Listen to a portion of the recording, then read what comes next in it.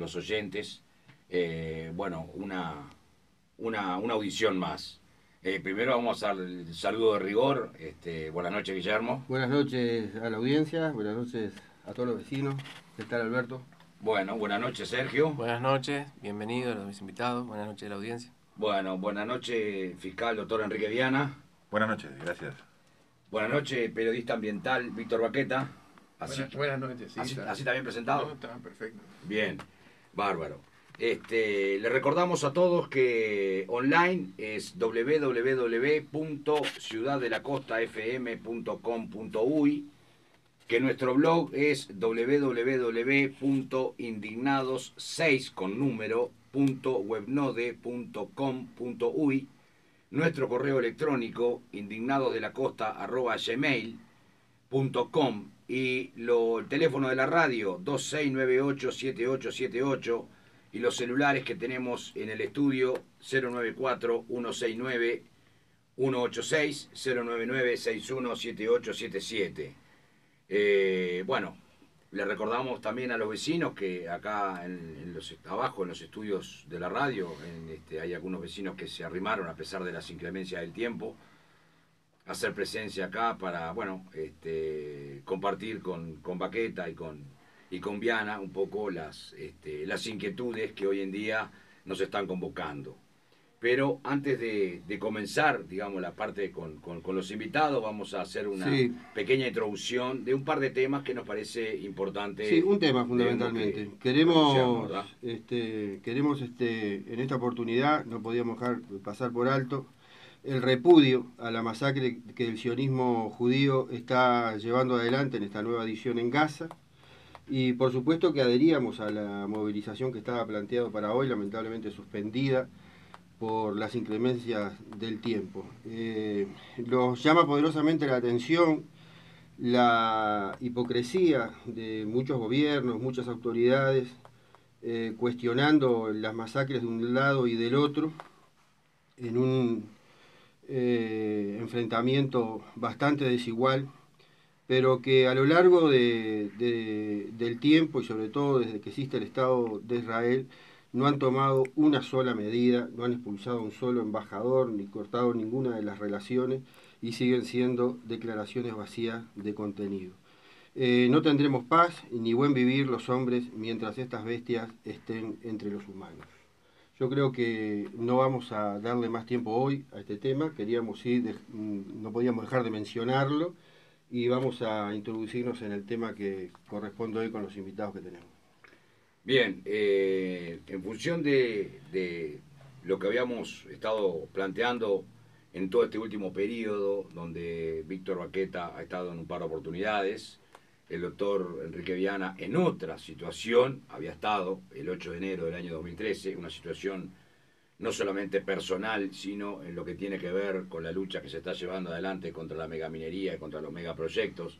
Era otra la situación en la que se estaba hace un año y medio atrás. Y nosotros venimos haciendo una tarea, o intentamos hacer una tarea de difusión, de debate de ideas, de confrontación de ideas, lo hemos hecho con los ediles de los distintos partidos políticos, los hemos hecho con diputados de distintos partidos políticos, lo hacemos con distintos militantes sociales y sindicales. El martes pasado estuvo Carlos Sosa, integrante del sindicato de FOSE y de la Comisión Nacional en Defensa del Agua y la Vida. Han estado los compañeros del colectivo de Sauce, de la Asamblea Nacional Permanente en Defensa de la Tierra y los Bienes Naturales.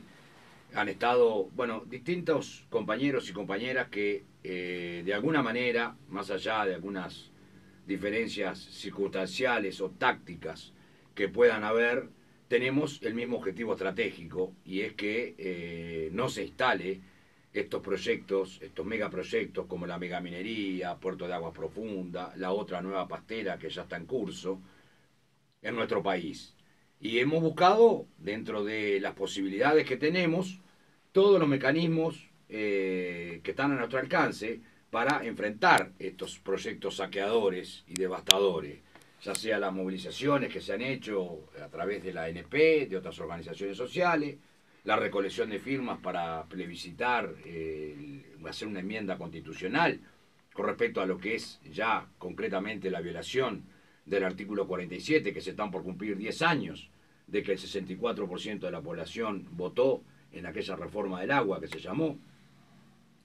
Y tenemos un montón de situaciones que se han ido dando, el tema del fracking en Paysandú, lo que pasó en la Junta Departamental de Tacuarembó, lo que pasó en la Cámara de Representantes ahora con la resolución de la Junta Departamental de Tacuarembó, lo que son las 11.000 firmas que se presentaron el departamento de Tacuarembó, 13.000 firmas, es decir, las presentaciones del fiscal Enrique Viana, las medidas que el fiscal Enrique Viana ha hecho, que no son las primeras, porque recordemos que el doctor Viana ya había hecho acciones por el tema del Suinao, había hecho acciones con el tema de Montes del Plata, con el tema de Botnia UPM, en fin, una serie de acciones judiciales a las cuales nosotros, modestamente, como militantes sociales, barriales, del pueblo, consideramos que es el fiscal del pueblo, que es el fiscal de los defensor de los derechos que no vemos asiduamente y mucho menos en el Poder Judicial.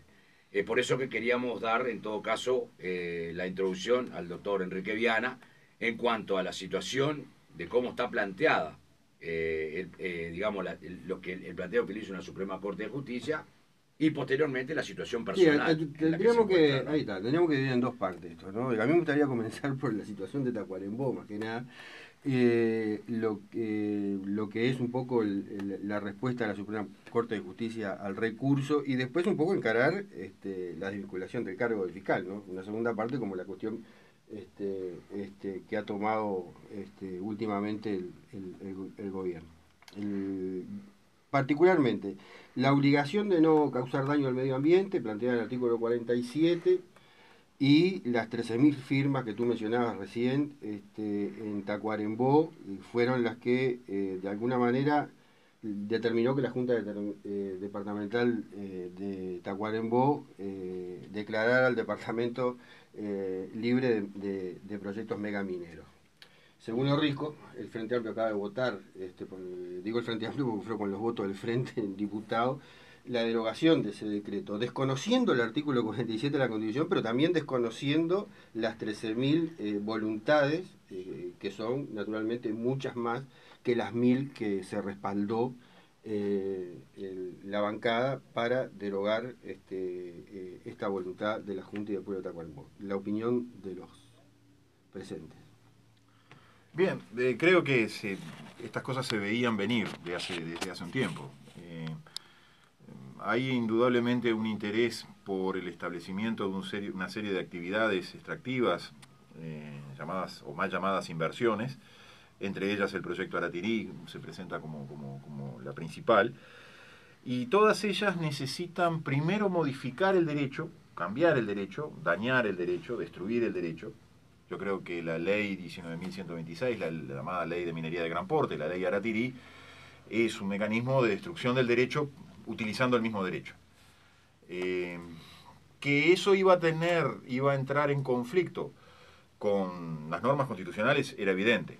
Ustedes lo acaban de decir. Hay una disposición constitucional que impide, que establece un deber de abstención de causar daños graves al medio ambiente.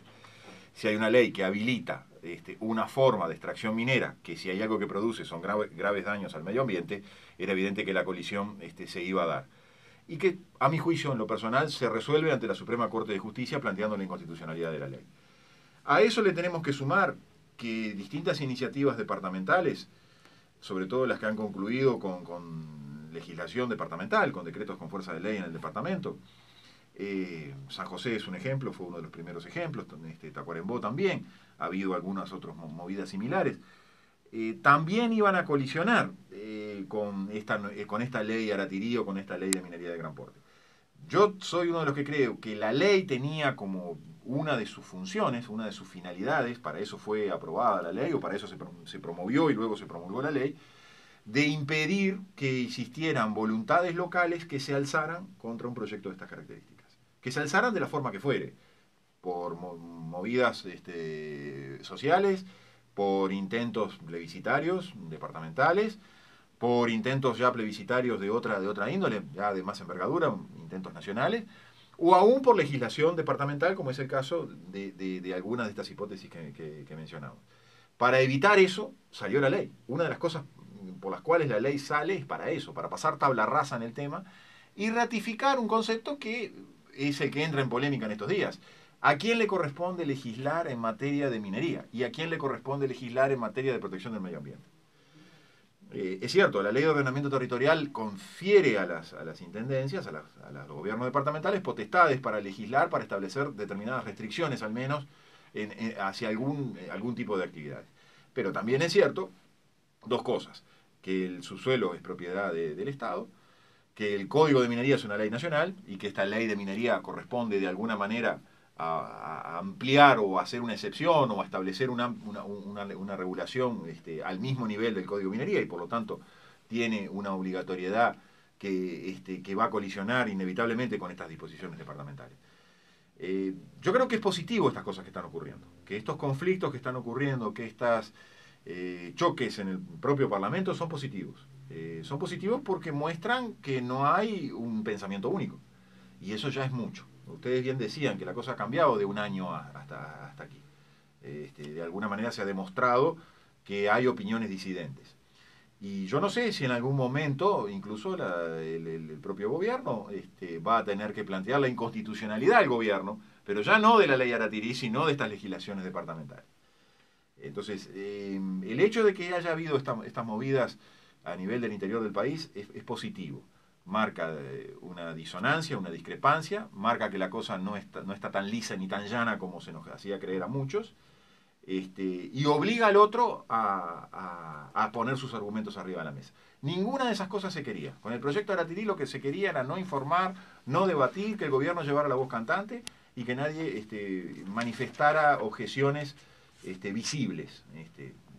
Ahora están ocurriendo esas manifestaciones, esas objeciones, esas observaciones, esas oposiciones visibles. Y creo que eso ha sido uno de los elementos, como la actitud de acá, de los compañeros de la radio también, ha sido uno de los elementos, sumados a una serie de elementos, que ha hecho postergar la firma del contrato de inversión con Aratirí. Si no, ese contrato ya habría sido firmado muy probablemente a fines del año pasado. Bien. Bueno, coincidimos sustancialmente con lo dicho por Viana. O sea, aquí pienso que no solo con la ley de minería de gran porte hay una escalada, se le podría decir una escalada de tipo legal, normativo e institucional,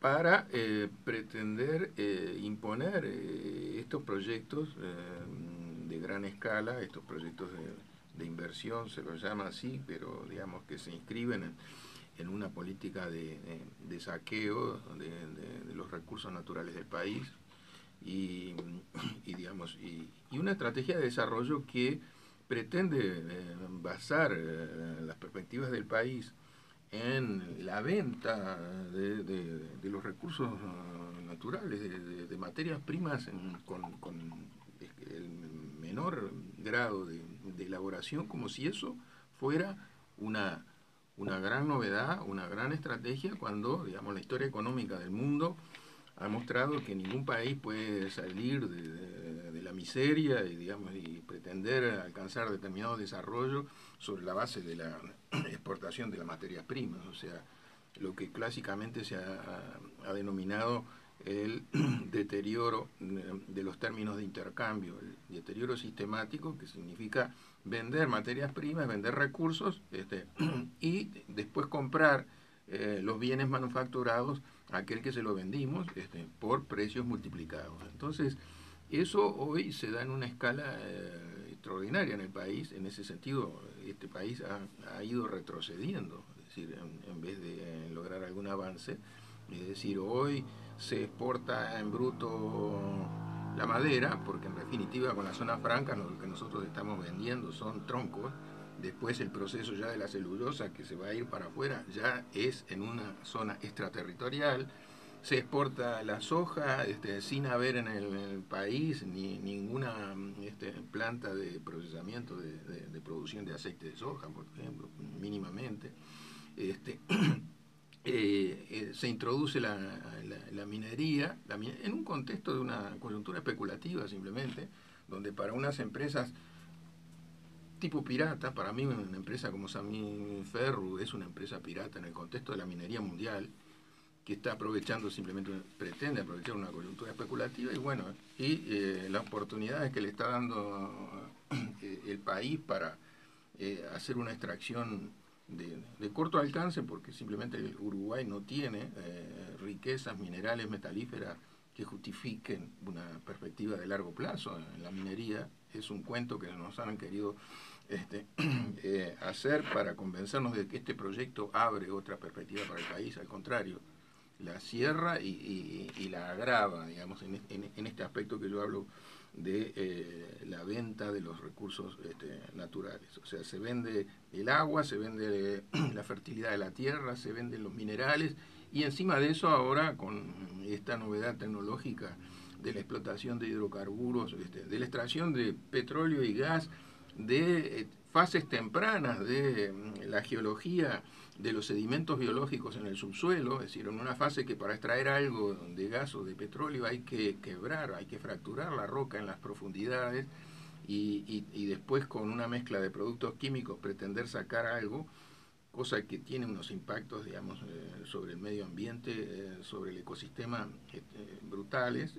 Lo están viviendo dentro mismo de Estados Unidos esto, con movilizaciones masivas que, claro, la prensa diariamente no sale una línea sobre lo que está pasando con el fracking, y también en la Argentina, porque en la Argentina está mucho más avanzado, y en el caso de Uruguay, a la uruguaya se hacen las cosas por debajo de la mesa. Acá no pasa nada, acá no del fracking no se habla. Hasta ANCAP dice que va a monitorear el acuífero guaraní, cuando por lo pronto no está en sus atribuciones, pero además es la empresa que tiene firmado un contrato que lo quiso hacer secreto con una empresa estadounidense que está investigando la explotación de gas de esquisto en el Uruguay. Entonces es un contexto general en el que estamos atravesando. Y por cierto, es decir, lo más positivo de este proceso es que han empezado a levantarse voces y que el pueblo está buscando distintos caminos por distintas vías, pero está buscando hacerse oír, está buscando participar en las decisiones. Ahora, yo creo que se está percibiendo, ¿no?, de alguna manera, más allá de todas las promesas de desarrollo, de trabajo, de crecimiento, etcétera, etcétera, se está percibiendo que esto no trae demasiados beneficios. Pero una de las cosas que es importante rescatar, a mí me parece, es la forma en que vienen esas inversiones y el tipo de contratos que hacen, ¿no?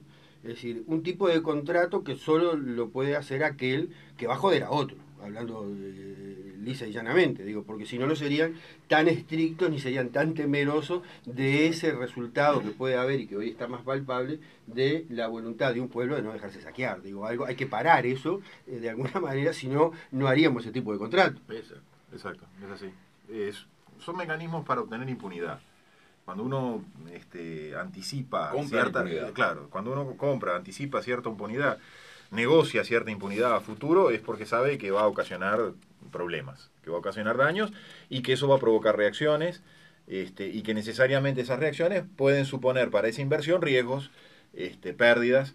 Entonces lo que buscan estos mecanismos con estos contratos de inversión, los tratados de inversión que se han firmado por el país, pero lo que buscan en realidad es eso, es asegurarse que el estado en el cual se van a instalar, el país donde se van a instalar, el territorio donde se van a instalar, no va a haber reacciones. Y si hay reacciones van a tener que ser sofocadas, porque si no la empresa va a iniciar juicios reclamando el lucro cesante, es decir, lo que deja de ganar por el tiempo que no se lo deja trabajar o no se lo deja producir. Es lo que se busca. Son mecanismos de impunidad anticipados que incluso llegan al extremo, en los contratos de inversión, el contrato de inversión de Montes de Plata sí lo tiene, de establecer cláusulas, lo que se llaman las cláusulas de estabilidad o de blindaje o de congelamiento del derecho, que suponen que el legislador hacia futuro, después que se firma un contrato, no puede legislar contra los intereses de la empresa. Y si legisla contra los intereses de la empresa, un buen día al Parlamento se le ocurre decir, no, mire, esta ley Aratirí me está perjudicando, o en función de ella se están ocasionando determinados perjuicios, quiero modificarla. Bueno, la empresa tiene un contrato firmado que le dice que si se hace eso, que podrá hacerlo el legislador del futuro, el Estado, todos nosotros vamos a tener que indemnizar y pagar por lo que la empresa pasa a perder a partir de ese momento. Ahora, los proyectos estos que se están empezando, o que nosotros empezamos a visualizar hace poquitos años, son proyectos que ya venían de repente 15, 20, 30 años que se venían preparando. Nosotros recordábamos hace unos 2 martes atrás con Ramiro Chimuri, que estuvo presente acá, que en el 2004 vino y dio una charla acá en la Rotonda del Pinar sobre el plan IRSA y sobre el CIADI, donde la mayoría de los que estábamos presentes teníamos un gigantesco signo de interrogación, no entendíamos de qué se trataba. Es cierto que estaba finalizando el gobierno de Jorge Valle, del Partido Colorado, y era mucho más accesible a la movilización, a la organización social de muchos vecinos, ¿no? Es decir, no costaba tanto como ahora, de repente, poder explicar lo que en aquel momento parecía algo irrisorio. El CIADI, un organismo internacional que venga a regular, que venga, o sea, a ver, ¿cuál puede ser el poder que puede tener la Suprema Corte de Justicia o que puede tener el Parlamento uruguayo si tenemos acuerdos firmados con el CIADI, si ya hay un acuerdo del plan IRSA donde aparecen todos los presidentes abrazados en una gran foto sobre que tiene un título pomposo, plan de inversión y crecimiento y desarrollo y infraestructura y no Colombia sé acaba de cosas. firmar algo ahora espantoso, que prácticamente es como ponerle varios cánulas para extraerle todo lo que tiene, ¿no? Es un mecanismo de Claro. Que el plan IRSA sigue vigente. Tuvo una estrategia hasta ahora de bajo perfil, es decir, de no aparecer, pero se siguen haciendo reuniones de los organismos ejecutivos del plan. Cambió de nombre con la creación de la UNASUR, pero ahora es un consejo técnico de la UNASUR que está a cargo de los planes, y simplemente eso sigue adelante, nada más que callado. Sí. Ante los ojos de la opinión pública funciona casi en la clandestinidad, ¿no? Claro, el tema es que, por ejemplo, yo lo que quería llegar un poco con la interpretación que estábamos tratando de poner encima de la mesa, es el hecho de cuando el pueblo, los trabajadores, los vecinos, con los que tenemos contacto de forma a diaria de hace muchos años como militantes sociales, empieza a ver que es tan grande el monstruo que da la sensación de imposible. Es decir, a ver, no va a poder el fiscal Viana con la Suprema. Ahí está, mirá lo que es, fiscal Viana hizo tal cosa, ¡pum!, lo separaron del cargo, ¿no? Si nosotros mañana le ganamos con el plebiscito y sacamos la Terí, ¡pum!, nos encajan una multa de $20.000 millones el CIADI. O sea, empieza a generarse una sensación como de impotencia, en el sentido de que no vale la pena hacer nada, o no se puede hacer nada, porque es un monstruo grande y pisa fuerte, como decía una canción de León Gieco.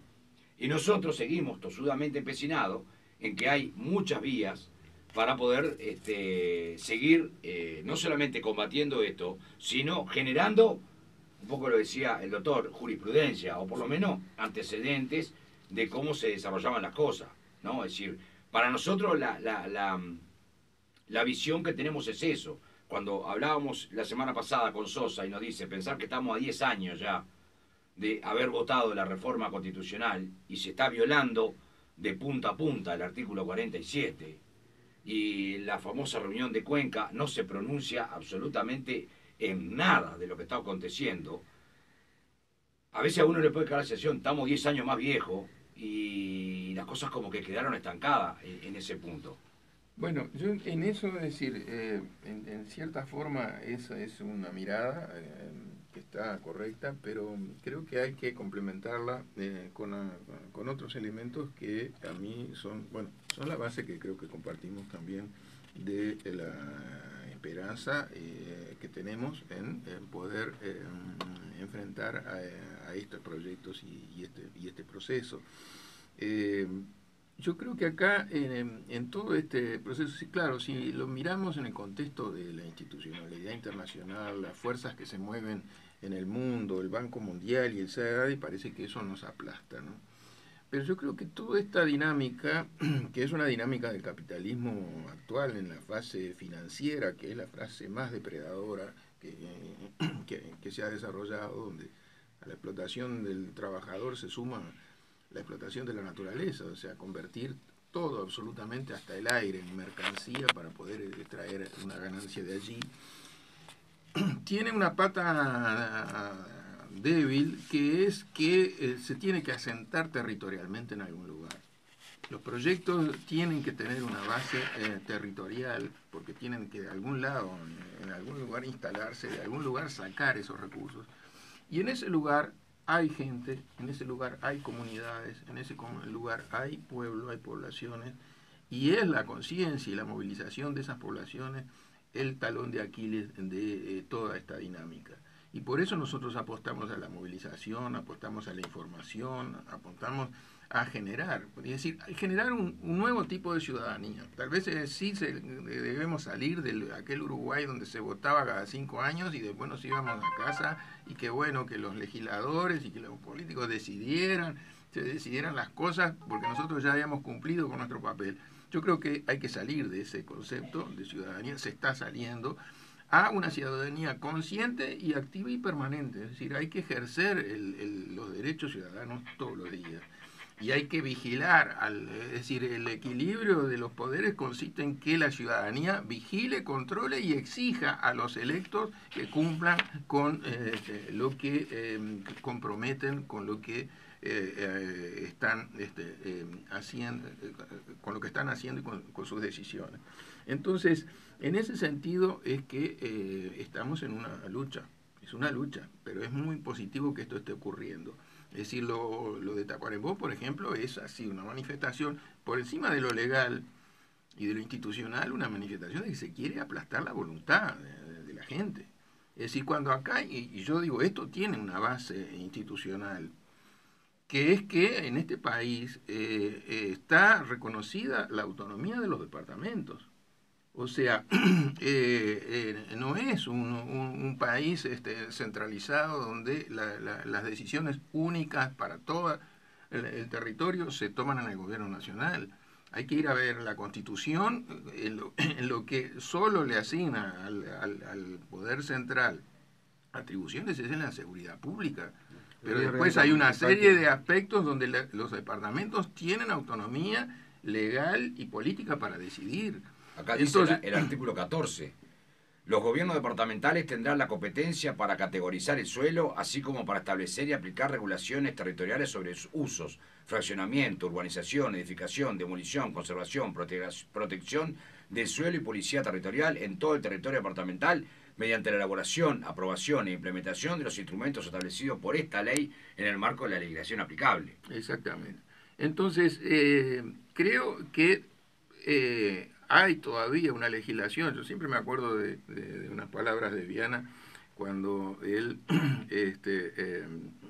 se enoja mucho con la legislación, que es buena, que es positiva y que simplemente no se cumple, ¿no? O sea, legislación que no se cumple sería mejor que no estuviera, sería mejor que no existiera, porque genera una expectativa falsa. Bueno, tenemos que pelear porque las leyes que existen todavía se cumplan y por generar nuevas, pero siempre con el respaldo de la ciudadanía, con el respaldo constante. No nos podemos ir a casa a pensar que las cosas se van a arreglar. Sí, yo creo que eso es importantísimo. Yo creo que es la voluntad que se tiene que manifestar, que tiene que plantearse manifiestamente del pueblo en tomar cartas en estos asuntos. Yo quería mencionar una cosa, porque en el programa anterior acá con Carlos Sosa, hablando sobre la contaminación del agua, él decía, bueno, nosotros nos tiran los análisis sobre la mesa y leemos los resultados, no sabemos cómo se hacen, y sobre todo cuando nosotros tratábamos de ponernos al día un poco, porque los vecinos nos preguntaban sobre los análisis de agua que hacía OCE. Y ahí fue donde Carlos nos decía que ya no los hace más, o se los hace el LATU. Entonces nosotros nos preguntábamos, y nos preguntamos ahora también con este tema, ¿qué tribunal ambiental tiene el país como para darnos garantías reales a los ciudadanos de no hipotecar nuestro patrimonio, ya sea a través de la contaminación, a través del saqueo o a través de la destrucción?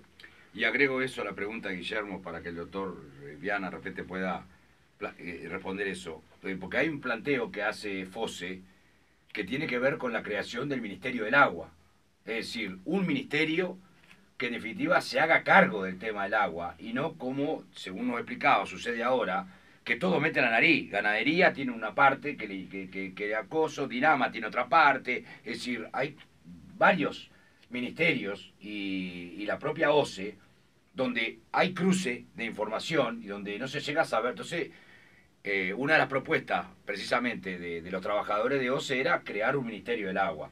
Y lo que decía Guillermo, es decir, ¿hay algún tribunal del medio ambiente? Porque Viana decía, hay legisladores para legislar desde el punto de vista político, pero no hay legisladores para legislar desde el punto de vista ambiental. No hay tribunales ambientales ni juzgados ambientales. En algún momento hubo algún proyecto que se intentó presentar, pero creo que quedó, digamos, sin mayor movimiento. No lo hay, pero tampoco hay una jurisprudencia a favor del medio ambiente. No hay decisiones judiciales a favor del medio ambiente.